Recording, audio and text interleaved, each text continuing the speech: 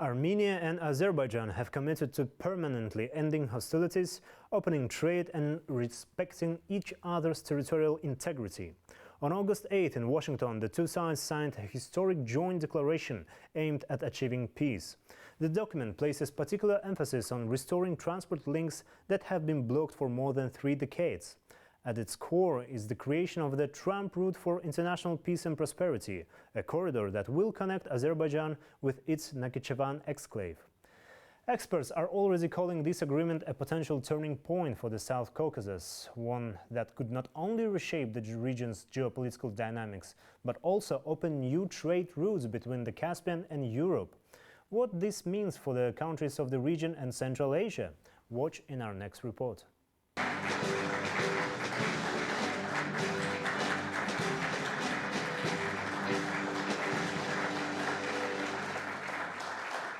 Thank you. It's a long time, 35 years. They fought, and now they're friends, and they're going to be friends for a long time. It now appears that the most significant and long-standing conflicts across the post-Soviet space are being resolved in the White House. US President Donald Trump proudly declared that he had brought an end to a long and complex dispute. Armenian Prime Minister Nikol Pashinyan and Azerbaijani President Ilham Aliyev shaking hands and signing a peace document marked the conclusion of a 30-year rivalry over the territories of Nagorno-Karabakh. Many experts were quick to point out a major shift in geopolitical balance of power in the South Caucasus, while noting that Trump's personal influence on the outcome of the conflict was largely symbolic. The reason for this shift in the peace process is linked also with the geopolitical developments in the South Caucasus, as well as with Russia's role in the South Caucasus. It is not a secret that Russia's influence in the region, in the South Caucasus, has been declining over the past 2 or 3 years, and until now it was being observed, particularly in the case of Armenia-Russia relations. Well, I do think it was an opportunity, but at the same time, it wasn't just about Washington. In other words, the Armenian and Azerbaijani leaders had a breakthrough bilateral meeting in July, and it was in Abu Dhabi, not the United States. But I do think the White House meeting was as much about Donald Trump's ego, his desire for a Nobel Peace Prize. The American role is important, but it's a distraction.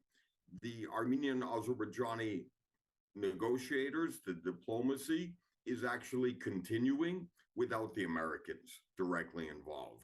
It was an important meeting, but the U.S. role was a one-time event. The signed declaration provides for the creation of transport corridor through Armenian territory that will connect Azerbaijan with its Nakhichevan exclave, surrounded by Armenia, Iran and Turkey. It has been given the name Trump Route for International Peace and Prosperity. At the same time, the Trump Route will operate in accordance with Armenian legislation. The corridor is going to be unimpeded, which implies that there must be no border checks and customs regulations. At least that's how the Azerbaijani side views it.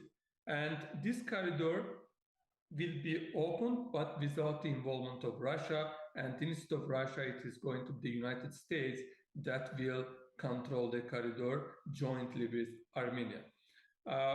It is very big for the South Caucasus. According to experts, the new corridor could significantly reshape the geopolitical landscape of the South Caucasus. The Trump Route project envisions the construction of rail and road links, oil and gas pipelines, as well as the development of communications infrastructure. Substantial investment from the United States and international corporations are expected to bring tangible economic benefits to the region as a whole. It is a road and rail connection with no threat to Armenian sovereign territory. This was an important de-escalation by Azerbaijan.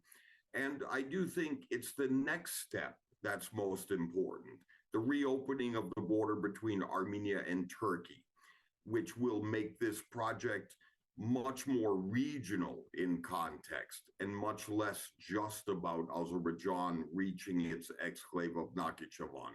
But in the broader picture, this is also about Armenia, Turkey, and Azerbaijan becoming more of a gateway to Central Asia. And this is the real strategic advantage. For Kazakhstan, the final reconciliation between Azerbaijan and Armenia opens up new opportunities, experts say. A land route from the port of Baku to Turkey via Armenian territory, as part of the Middle Corridor, could bring considerable benefits to all countries along this transit route. For Armenia, currently negotiating for alternative gas supplies from Turkmenistan, for Azerbaijan and Turkey, which have long sought more of a regional role in Central Asia. But I do think Kazakhstan is the leader of the region. And in many ways, Kazakhstan is key not as a fellow member of the Eurasian Economic Union for Armenia, but in terms of bilateral links. Central Asia in this regard offers the South Caucasus closer access and proximity to China as well.